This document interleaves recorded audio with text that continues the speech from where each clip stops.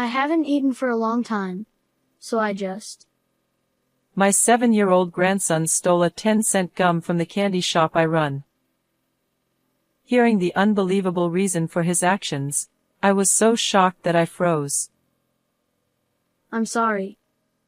My husband slapped the gum out of the grandson's hand, who was about to cry while offering it. I won't forgive you. His expression was severe and full of anger. Then, in the next moment, he took an even more surprising action. Stop it, please. My scream echoed through the room as I tried to shield the grandson from the husband. I am Syria, 73 years old. My husband Zach, who is 1 year older, and I run a candy shop together. We were both former teachers and wanted to stay involved with children in some way even after retirement, so we renovated the first floor of our house and started a candy shop. The shop became a haven for local children and was always bustling with activity. Our only son, Greg, who is 47 years old, built a house near ours and lives with his wife, Kathy, and their son, Tom. Kathy was also a teacher but retired to become a housewife after getting married. Our son, who works in sales at a large company, always seemed busy, often leaving household matters to his wife. Kathy had a straightforward personality, and the words she said to me soon after their marriage were shocking. I'm afraid of being bullied by my mother-in-law, so I have no intention of associating with you outside of major family events. Unlike me, who was stunned by her unexpected statement, she showed no sign of remorse. At that moment, I felt uneasy about their married life. As Kathy rarely showed her face as she had declared, our son often brought the grandson to our house. Look, Tom, come here. This candy is delicious. Try it. Oh no, no. Kathy has forbidden it. What? Why? She said candy is bad for the body and never to let Tom eat it. This happened when our grandson reached the age to enjoy candy. Even though I thought it would be good for him, I was unexpectedly refused. She seemed to manage the grandson's life and education with strict control. Knowing her serious and inflexible nature, I couldn't say anything. When Tom turned 5, Kathy became even more determined to prepare him for elementary school entrance exams, increasing her strictness. I don't think it's necessary to force him to take the exam, but if I say anything, it comes back 100-fold. Greg couldn't stand up to his wife and was completely under her thumb. I worry about Tom being so tightly controlled at such a young age. Despite my worries, our grandson was always cheerful and excited about the candy in our shop when he visited. Although our son initially hesitated to give him candy, he eventually started sneaking it to him. He seemed to think that a little enjoyment wouldn't hurt. I love this 10-cent gum. I want to eat 100 of them. You really love that, don't you? Actually, I loved it when I was a kid too. Greg began teaching his son how to make bubble gum, and they looked so happy together. If Tom is this happy, it was worth continuing the candy shop. Warm moments flowed that day. However, a few days later, Kathy stormed into our house with a furious expression. What have you done? You let Tom eat candy without my permission? She ranted as if a fuse had been lit.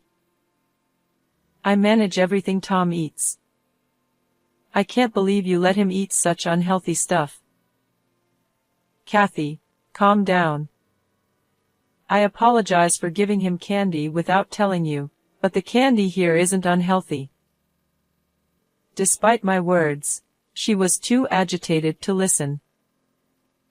Why would former teachers lower themselves to run a tiny candy shop? Don't you feel embarrassed? My husband's face darkened upon hearing her words. Wait a minute. Are you insulting us for running a candy shop? Despite Zach's angry glare, she acted as if nothing was wrong. Selling items worth only a few cents for a meager profit. It's just a hobby for the elderly. She sneered, completely looking down on us. The shop is about making children smile, not profit. Though anger bubbled inside me, I held it back for Greg and Tom's sake. Tom didn't get into his first choice school for the elementary entrance exam, but he got into the second choice. Grandpa, Grandma, I passed. Congratulations, Tom. You worked so hard. While we were happy, Kathy looked displeased. Greg continued to bring the grandson over occasionally, but he was transferred for work and decided to move alone, considering Tom's schooling. After that, Kathy never came to our house, and we couldn't see our grandson anymore. I'm worried about Tom being alone with strict Kathy. Greg's new job was far away and kept him busy, making it hard for him to visit, increasing my worries. As summer vacation began and the shop filled with children, my husband and I worried about Tom. I wonder if he's okay. Greg said there's nothing to worry about. Even though Zach said that, my anxiety remained. One day, around lunchtime, the shop was empty, so I asked my husband to mind the store while I prepared lunch inside. Suddenly, I heard my husband's sharp voice from the shop. Tom, what did you do? Hearing our grandson's name, I rushed to the shop. There, I found Tom looking down, about to cry, and Zach staring at him sternly. What happened? Without answering, my husband stared at our grandson. Tell us what you did. With a furrowed brow, Zach raised his voice, causing Tom to flinch. Shaking, he slowly opened his tightly clenched hand to reveal his favorite 10-cent gum. I haven't eaten for a long time, and I was so hungry. Tom, pale and small, wouldn't meet our eyes.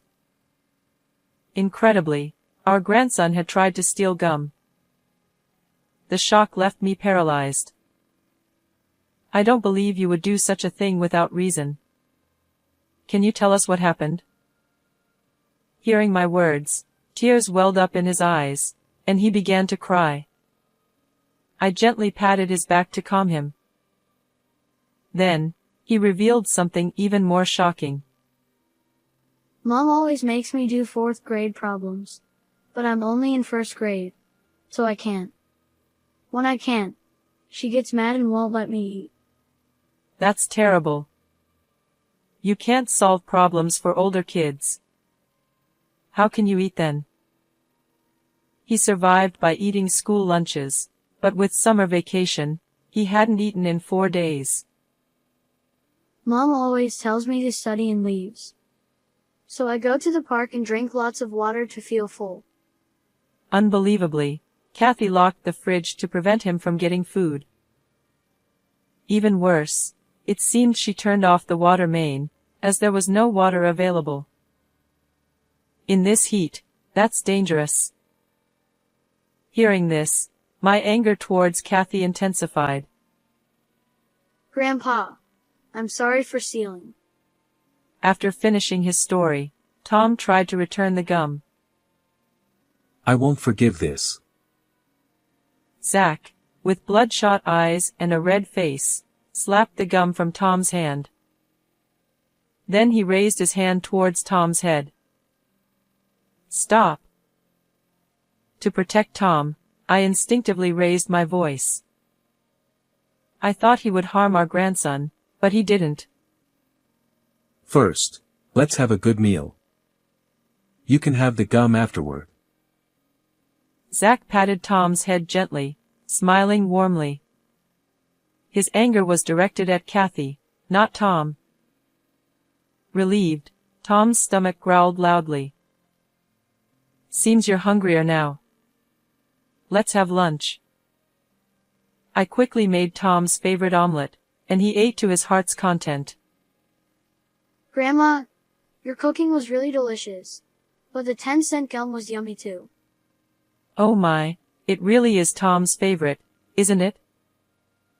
Seeing my grandson completely recovered, I was relieved.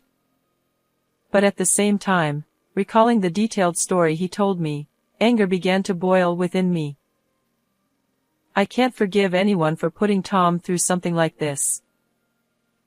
According to my grandson, Kathy often said she was going to see her friends and would be out until the morning. Leaving little Tom alone without giving him any food and going out at night is absolutely unacceptable. I decided to take action against such a daughter-in-law and devised a plan.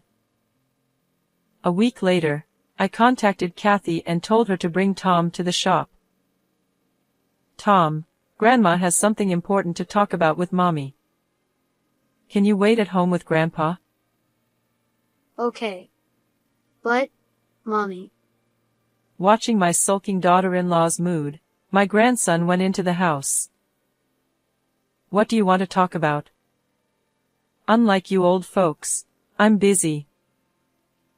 Kathy stood there with her arms crossed, looking irritated. I heard that you've been imposing unreasonable demands on Tom and denying him food when he can't meet them. There's no way his grades will improve with such methods. The moment I denied her way of doing things, her expression changed drastically. Tom couldn't get into his first-choice elementary school, so I'm making him study hard for his middle school exams. I'm just being a bit strict. Don't act like you know everything just because you used to be a teacher. Her face was frightening, with veins popping out on her temples as she glared sharply at me. And I'm making sure he eats properly. Tom's lying. A bit strict? You're going way too far. Holding back my urge to shout, I thrust my phone in front of her. On it, Kathy was seen scolding Tom for not solving problems, laughing that he wouldn't get any food, and locking the fridge before going out. What is this? Kathy was momentarily stunned but then started yelling back in anger. How dare you install hidden cameras in my house? That's illegal. She shouted, ignoring her own actions. Do you think I did this without permission? Greg allowed it. If he sees this, it's all over for you. Upon hearing about her cruel treatment from my grandson, I had immediately called my son and told him everything. We planned together to rescue Tom from his hellish life. Knowing his dire situation, I secretly fed him while Kathy was out. Unaware that her actions were being recorded, Kathy continued mistreating Tom. Please, Syria, don't show that footage to him. If we get divorced, it'll ruin Tom's future. Realizing she was caught red-handed, Kathy changed her attitude and begged me. But my anger towards her was too strong to hold back. Staying with you would be far worse for Tom's future. I'll show Greg all this footage. Seeing that pleading was futile, Kathy clicked her tongue and glared at me with hatred. This is why I hate stubborn old people. Hand over that phone. Thinking she could get rid of the evidence, she lunged at me. That's enough. My husband, who had come out to check on us, intervened just in time to protect me from Kathy. Shocked by her reckless behavior, I pressed on. And you often left Tom alone to stay out until morning. What exactly were you doing? Suspecting something, I had investigated and discovered that Kathy was having an affair. I had photographed her entering and leaving a hotel with her lover. When I confronted her with the photos, She turned red with anger instead of being embarrassed. So now you're playing detective? What a waste of your former teacher status. For my precious grandson, I don't need any titles. I'm ready to become a demon for Tom. Though momentarily taken aback by my firm stance, Kathy quickly regained her composure. I planned to stay married until Tom's school fees were paid, but now that I've been found out, there's no point. Showing no remorse, Kathy smirked at me. Anyway, I was going to divorce Greg and be with him eventually. It was time to bring her down to earth. Unfortunately, your plan won't work. Your lover is married too. What? No way. He told me he was single. I had found out her lover was married and had lied to her about being single. I've told him everything. He begged me to keep it a secret from his family and said he'd break up with you. That's a lie. He wouldn't leave me. Kathy was in shock and disbelief. Wake up. You've been deceived. If I lose him, how will I go on? Kathy collapsed to her knees, stunned. I delivered the final blow. Greg is going to take Tom and divorce you. You'll have to live with the consequences alone. Wait a minute. Are you talking about alimony and money? I can't do that. I've been a housewife too long to go back to teaching. Despairing at my words, she fell to the floor, sobbing. Seeing her like that, I felt no sympathy. How can someone who couldn't even take care of their own child have been a teacher? Aren't you ashamed? Hearing my words, Kathy cried even harder. Later, my son and his wife officially divorced. Kathy was ordered to pay $30,000 in alimony and $300 a month in child support. Her affair cost her another $20,000 in compensation, and her lover's family found out, leading to another $20,000 in compensation from her. Burdened by debt, Kathy now works day and night and lives a life of hardship. Meanwhile, with Greg and Tom back home, my days have become busier. Welcome. Free and full of energy again, my grandson loves helping out at the shop. I look forward to continuing to protect our shop and living happily with my family. How was this story? Don't forget to subscribe to our channel. See you in the next video.